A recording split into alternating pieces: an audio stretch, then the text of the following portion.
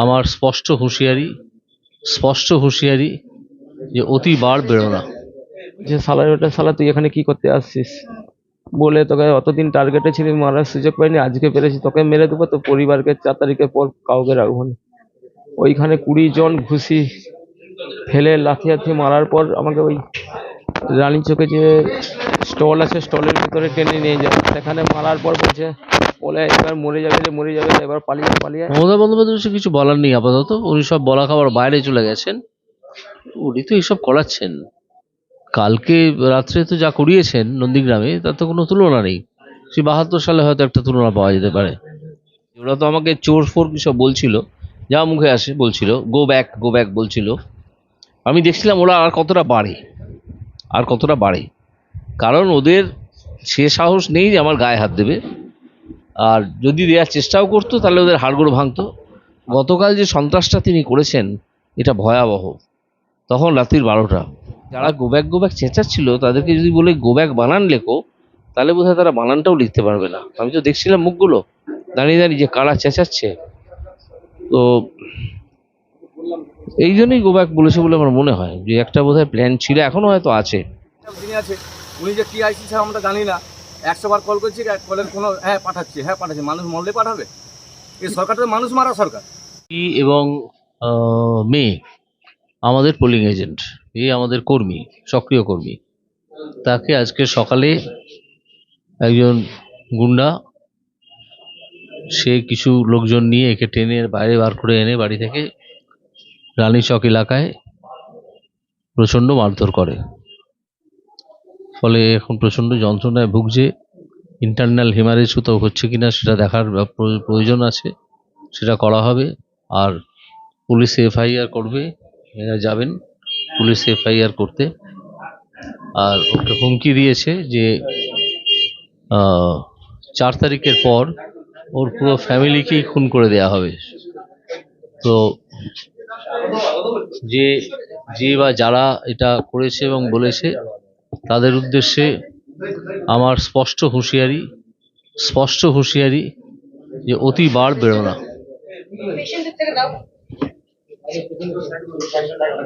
তাদের উদ্দেশ্যে আমার হুঁশিয়ারি, অতি বার বেরো না। আমরা কিন্তু ব্যাপারটা বুঝে নেব এবং দেখে নেব। এখানে উত্তেজনা বাড়ানোর চেষ্টা করা হবে একেবারে পরিকল্পনা মাফিক, এবং ভোটটা শান্তিপূর্ণ কিছুক্ষণ বাদে আর থাকবে না, আমার তাই মনে হচ্ছে। ইন্ডিকেশন তাই বলছে। তো সেক্ষেত্রে মমতা ব্যানার্জি ভাবছেন যে ভোট শান্তিপূর্ণ না রাখলে মানুষ হয়তো কম ভোট দেবেন, কম পার্সেন্টেজ কম হবে এবং তাদের সুবিধা হবে। কিন্তু উনি ওটা ভুল ভাবছেন। আমাদেরও নিশ্চয়ই নিশ্চয়ই পাতলে মাটি নেই, পায়ের তলায় মাটি নেই। পুলিশ যেভাবে দালালের মতো কাজ করছে, সেটা যদি না করে পুলিশের কাজ প্রকৃতপক্ষে করত, তাহলে মমতা ব্যানার্জি জিরো হয়ে যেত।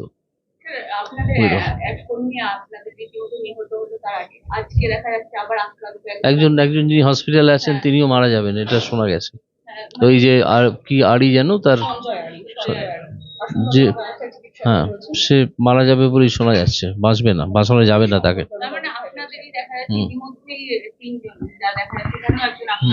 না, এটা তো সেই মানে গোলের মতো নয়, 3 গোল ভার্সেস 1 গোল, এরম তো নয়।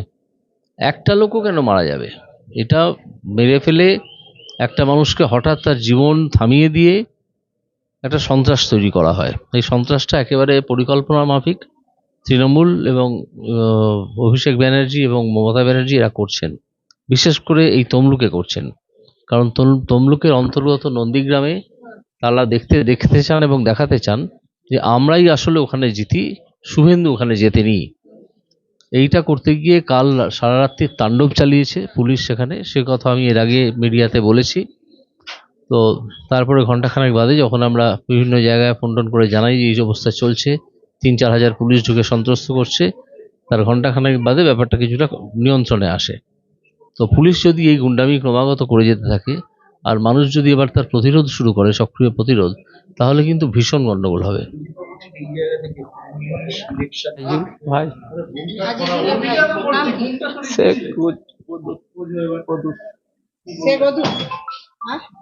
তার সঙ্গে ছিল 20 জনের টিম ছিল।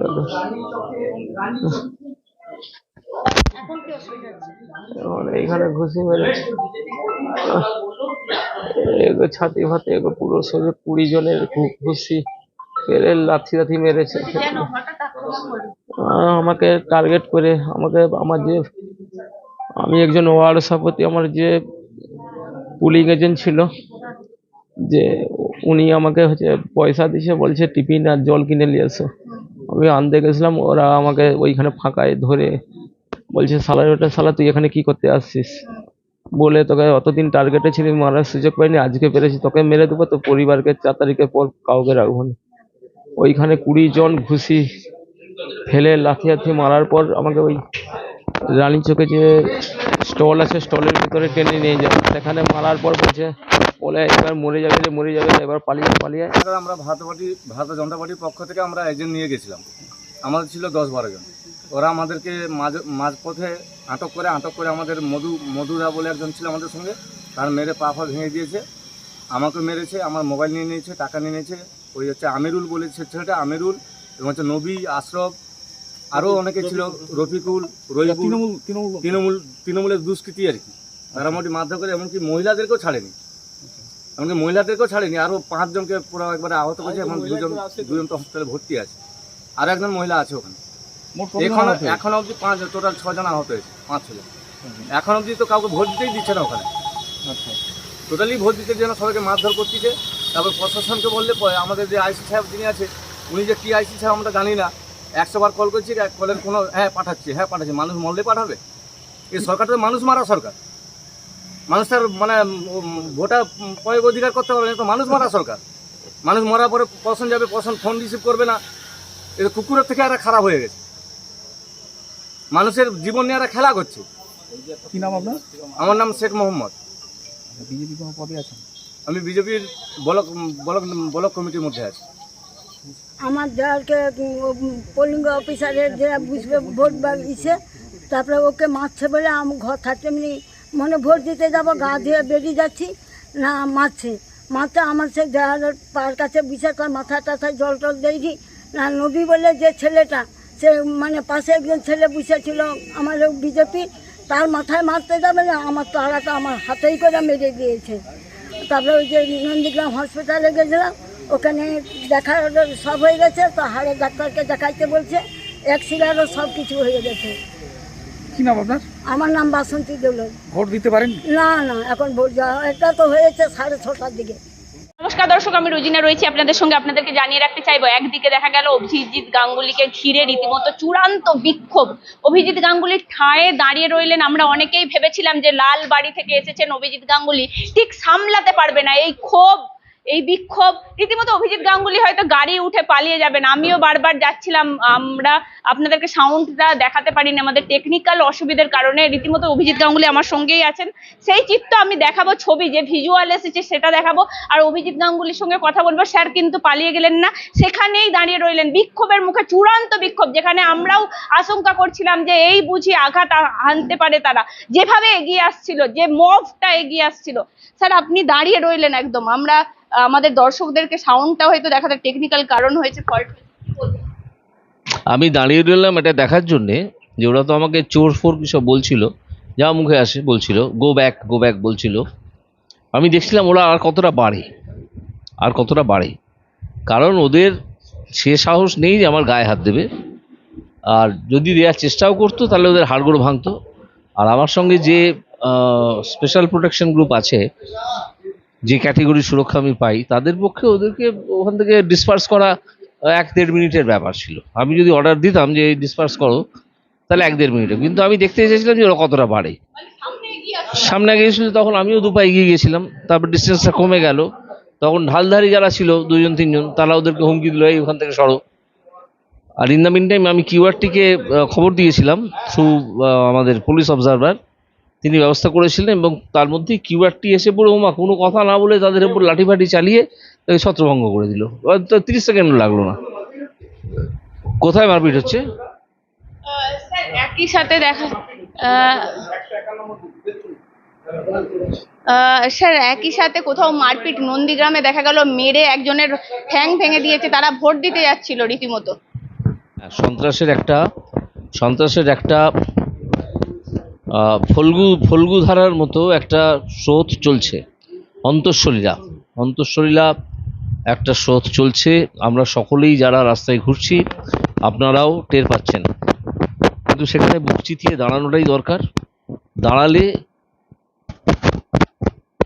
আবার একটা খারাপ কথা চলে আসছে, যদিও সেটা রবীন্দ্রনাথ বলেছেন, পথকুক্কুরের মতো ত্রাসে যাবে মিশে। আপনি তো 24 ঘন্টা কথাই বলেন, তাতে তো কোনো অসুবিধা হয়নি আপনার। না না, আমার কি হ্যাঁ, তাতে কি বলতে চাইছেন? পথকুক্কুরের মতো ত্রাসে যাবে মিশে, তারা রাস্তার কুকুরের মতো ভয়ে চলে যাবে। ঠিক আছে, এটা রবীন্দ্রনাথের লাইন। এখন চারদিকে চারদিকে স্লোগান দেখা মানুষের অন্যের থালার খাদ্য চুরি করে বিদেশে বিক্রি করে দেওয়া, আর অনেক ধরনের চাকরি সব টাকা নিয়ে অন্য লোককে বিক্রি করে দেওয়া, এইগুলো সব ওদের কাছে খেলা। ওরা সেইটাই বলে খেলা হবে, খেলা হবে। অভিজিৎ গঙ্গোপাধ্যায়কে হারাতেই হবে, এটা কি মমতা বন্দ্যোপাধ্যায় চ্যালেঞ্জ নিয়ে নিয়েছেন? আপনি চ্যালেঞ্জ দিয়ে দিয়েছেন কি? না, এখানে আমি বড় কথা নেই, শুভেন্দুকে হারাতে হবে। শুধু নন্দীগ্রাম কেন, পুরো তমলুকটা তো এর সংগঠন, শুভেন্দুর সংগঠন, তাই না? পুরো তমলুকটা, সুতরাং নন্দীগ্রাম সহ, নন্দীগ্রামে তো দাঁড়িয়েছিলেন, হেরেছেন, সেটা অন্য কথা, কিন্তু গোটা যে তমলুক, সেইখান থেকে শুভেন্দুকে যদি নাকে ঝামা ঘষতে হয়, যেমন শুভেন্দু ওনার নাকে ঝামা ঘষে দিয়েছিল, তাহলে শুভেন্দুকে হারাতে হবে, অর্থাৎ তাহলে আমাকে হারাতে হবে। প্রেস্টিজ ফাইট করতে গিয়ে প্রথমেই তো দেখা গেল উনি ছিটকে গেছেন। উনি বলেছিলেন যে ছাত্রদের দিয়ে আমাকে ধাওয়া করাবেন। তো আমি ছাত্রদের আহ্বান করেছিলাম, মানে সেই শিক্ষকদের আহ্বান করেছিলাম, যাদের চাকরি গেছে আপনারা আসুন আমার কাছে, অ্যাডমিট কার্ডটা নিয়ে আসবেন বা রোল নাম্বারটা নিয়ে আসবেন, আমি তক্ষুনি চেক করে দেখব যে আপনার কী ধরনের চাকরি ছিল এবং কী ধরনের গেছে। কেউ আসেনি। অর্থাৎ পিসির প্রথম চ্যালেঞ্জ হাওয়া। দ্বিতীয় না, তার আগে গতকাল যে সন্ত্রাসটা তিনি করেছেন এটা ভয়াবহ। তখন রাত্রির 12টা, আমি একটু চোখ বুঝবো ভাবছি, এই সময় হঠাৎ একজন স্থানীয় নেতার ফোন, জবিসবাবু এই হয়ে গেছে, আপনি এক্ষুনি কাউকে একটা বলুন, কিছু করুন। কি হয়েছে? বলো আমাদের একে ওই একজন লোকাল লিডারকে পুলিশ এক্ষুনি তুলে নিয়ে চলে গেল। সে কি, কেন? সে তো কিছু বললো না।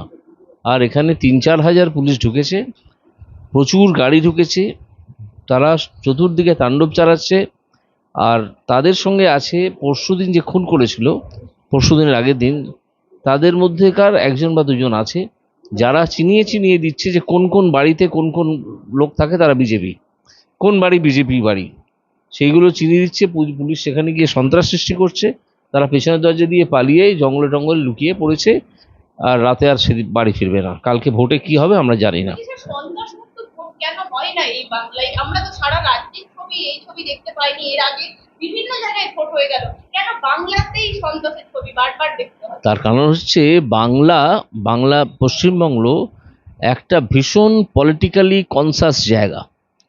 যে লোকটি আধপেটা খায় সেও কিন্তু পলিটিক্যালি কনসাস, সে হয়তো কোনো কথা বলে না, তার জীবিকা নির্বাহের জন্যে আর কথা বলার সময়ও পায় না, কিন্তু পলিটিক্যালি কনসাস, সোশ্যালি কনসাস। ঠিক আছে, সেই কনসাসের অনেক ভুল থাকতে পারে। সে মমতা ব্যানার্জিকে চোর না বলে আমাকে চোর বলতে পারে, ঠিক আছে, কিন্তু সে কনসাস যে একটা চুরি হয়, চোর বলে একদল জিনিস আছে। ঠিক আছে, এই কনসাসনেসের কথা বলছি। সেই জন্যে এখানে থেকেই ফ্রিকশনটা লেগে যায়, থেকেই দুটো দলে। আর এখানে মানুষ, আমাদের বাঙালি এমনই আবেগপ্রবণ যে আবেগ রুখতে পারে না, একটা মারামারি কাটাকাটি করে ফেলে, এই হেন করবো তেন করবো করে বেরিয়ে পড়ে। ঠিক আছে, এই করে কলম জ্বালায় অন্যরা আর সন্ত্রাস করে অন্যরা, দেখতে পাচ্ছি। দেখতে পাচ্ছি তো সন্ত্রাস। হ্যাঁ, এদেরকে ব্যবহার করা হয় সন্ত্রাস সৃষ্টিতে, এবং তারপর কি হয়, সন্ত্রাসের ফলে এরা যদি একটা দুটো পুলিশ কেস খেয়ে যায়, তখন আর তারা ওই রাজনৈতিক দলটা ছেড়ে বেরোতে পারে না। এইভাবে লোকে ক্রিমিনাল হয়ে যায়, তারপর সে আস্তে আস্তে নাম করা ক্রিমিনাল হয়ে গেল, 2-3 বার জেল খাটে আসার পরে সে একটা নাম করা ক্রিমিনাল হয়ে যায়, পার্টি তাকে কাজে লাগায়, রাজনৈতিক দল। এইভাবে চলে। এই যে জায়গায় জায়গায় গো ব্যাক স্লোগান দেখাচ্ছে আপনাকে, হ্যাঁ, বিভিন্ন জায়গায় হ্যাঁ বিভিন্ন জায়গায় যাচ্ছেন গো ব্যাক স্লোগানে কি হ্যাঁ। তৃণমূল কংগ্রেস আগে থেকে প্ল্যান করা বিজেপি প্রার্থী এলেই আমরাও গো ব্যাক করবো? হ্যাঁ, আমার দ্বিতীয়বার যে ঘটনা ঘটলো প্রথম এই একটু আগে, সেটা এবং সকালবেলা 7টার আগে 6টার সময় যে ঘটনাটা ঘটেছিল, দুটো দেখে মনে হলো যেন ওদের একটা মানে ইনস্ট্রাকশন আছে যে গো ব্যাক যারা গো ব্যাক চেঁচাচ্ছিল তাদেরকে যদি বলে গো ব্যাক বানান লেখো, তাহলে বোধহয় তারা বানানটাও লিখতে পারবে না। আমি তো দেখছিলাম মুখগুলো দাঁড়িয়ে যে কারা চেঁচাচ্ছে, তো এই জন্যই গো ব্যাক বলেছে বলে আমার মনে হয় যে একটা বোধহয় প্ল্যান ছিল, এখনো হয়তো আছে, এবং ওরা তো একটা আপ্রাণ চেষ্টা করবে। আমি আশঙ্কা করছি যে দুপুরের পরে মানে 1:30টার পরে একটা বড় ধরনের গন্ডগোল হয়তো হবে। নির্বাচন কমিশন বলবেন একটু অ্যালার্ট থাকার জন্য? বলা আছে, নির্বাচন কমিশন জানে এখানে যিনি রিটার্নিং অফিসার ডিস্ট্রিক্ট ম্যাজিস্ট্রেট এক ভদ্রমহিলা, তিনি ভীষণ স্ট্রিক্ট। অভিষেক বন্দ্যোপাধ্যায় মমতা বন্দ্যোপাধ্যায় বদলা নেবেন বলেছিলেন, সেই বদলাই কি নন্দীগ্রামে চলছে? তিনি বলেছিলেন বদলা আমি নেবই। কে বলেছিল? মমতা বন্দ্যোপাধ্যায়। কিসের বদলা ভাই? এই যে হারিয়েছে সব শুভেন্দু অধিকারী প্ল্যান করে। তো শুভেন্দু কাকে কি প্ল্যান করেছে? শুভেন্দু অধিকারী কি প্ল্যান করেছে? ডিএম কে চেঞ্জ করে সবকিছু করে লোডশেডিং করে। লোডশেডিং সেদিন পুরো বাড়িটাই হয়ে গেছিল এবং ওখানে অনেকগুলো গণনা চলছিল। শুধু মমতা ব্যানার্জির এর বদলা নেবই, যাই হয়ে যাবে। নিক না, পারলে নিক, যদি মানুষ তাকে সমর্থন করে সে বদলা নেওয়ায় পারে নেবে, আজকে যদি পারে। আপনি দেখলেন আপনার কর্মী আক্রান্ত, আমি বলছি নন্দীগ্রামে 7 জন আহত ইতিমধ্যে আমাদের কাছে খবর এসেছে। 7 জন ভোট দিতে যাচ্ছিলেন, তাদেরকে ধরে মারধর করা হয়েছে রীতিমতো বিজেপি কর্মীদেরকে, তাদের পা পর্যন্ত ভেঙে দেওয়া হয়েছে। কি বলবেন হুঁশিয়ারি দেবেন মমতা বন্দ্যোপাধ্যায়ের উদ্দেশ্যে, কি বলবেন? ওরা থাকলে খারাপ করেছে, অত্যন্ত খারাপ করেছে এবং ভুলও করেছে। খারাপ এবং ভুল দুটো একসঙ্গে করেছে। কারণ ভোট দিতে যাচ্ছিলেন স্যার, ভোট দিতে হ্যাঁ বাধা। হ্যাঁ, ভোট দিতে বাধা, এটা তো প্রথম কথা। ভোট দিতে বাধাটা তো দেয়াই যায় না, এটা আনকনস্টিটিউশনাল হয়ে যায়। তো কারণ মানুষ তার ফ্রিডম আছে একটা চয়েসের, সেটা এরা আটকানোর চেষ্টা করে। আর ওরা তো মারধর করতে বা গুন্ডামি করতে অভ্যস্ত, ঠিক আছে। তবে আমি বলবো যে ওরা এটা অত্যন্ত খারাপ কাজ করেছে এবং ভুল কাজ করেছে। জবাব দিতে হবে। জবাব তো পাবেই, জবাব পাবে। এখন আর স্ট্রং ভাবে বলছেন? হ্যাঁ, জবাব পাবে। এই মুহূর্তে আমরা রয়েছি একদম হলদিয়া পৌরসভার ওয়ার্ড নাম্বার 8। সেখানেই দেখা যাচ্ছে ইভিএম খারাপ বলছেন। 1 ঘন্টা লাইনে, কতক্ষণ লাইনে দাঁড়িয়েছেন? এই 1 ঘন্টা মতো দাঁড়িয়ে আছি, 1 ঘন্টা মতো দাঁড়িয়ে আছি। 1 ঘন্টায় দাঁড়িয়েছি। কি বলছে এখানে, আপনি জানিয়েছেন কি বলছে? বলছে দেরি হবে, 8:30 পর্যন্ত ছিল। এত রোদের মধ্যেও মানুষ ভোট দেবেন, আপনারা দেখতে পাচ্ছেন প্রত্যেকটা মানুষ ভোট দিতে আগ্রহী। রীতিমতো 1 ঘন্টা দেখা যাচ্ছে ইভিএম খারাপ। আমি বলে দিচ্ছি এইখানে হলদিয়া পৌরসভার ওয়ার্ড নাম্বার 8, সেখানেই দেখা যাচ্ছে। দিদি কতক্ষণ লাইনে দাঁড়িয়েছেন? আমরা অনেকক্ষণ দাঁড়িয়ে আছি। 1 ঘন্টা হয়ে যাবে? না তারপরেই আসছি। আমরা 1 ঘন্টা হয়ে যাবে। কি বলছে মেশিনের অবস্থা? মেশিন খারাপ বলছে ওইখানে। মেশিন খারাপ? না, এটা এই লাইনে। এই লাইনে ওটা না। এটা চলছে এই পাশে খারাপ। এতক্ষণ ধরে একদম ইভিএম খারাপ, একটা ছাপ্পা ভোটের আশঙ্কা করছেন। বাইরে দাঁড়িয়ে রয়েছে তৃণমূল এজেন্ট, তিনি বলছেন অভিজিৎ গাঙ্গুলিকে ভোট দিলে তো অভিজিৎ গাঙ্গুলি আর আসবে না, তমলুকে ছেড়ে পালিয়ে যাবেন উনি। বাজে বাজে রটনা তো ওরা করবেই। এইসব কথাবার্তা হচ্ছে তো বাইরে, বুথের বাইরে। ঠিক আছে, সে যদি ওর মনে হয় ও বলবে, আমরা কি করব? তা তো মুখ সেলাই করে দেওয়া যাবে না, ঠিক আছে। হ্যাঁ, অনেকেই আশঙ্কা করছে এখানটাতে, তো সেটা আমি কেন্দ্রীয় বাহিনীর একজন অফিসারকে বলে গেছি, আর আমরাও নজর রাখছি। তখনই ব্যবস্থা নেওয়া হবে, কুইক রেসপন্স টিম, যাতে ইমিডিয়েটলি এখানে। বলে দিলেন হ্যাঁ একটা ছাপ্পা ভোট হতে পারে। হ্যাঁ হ্যাঁ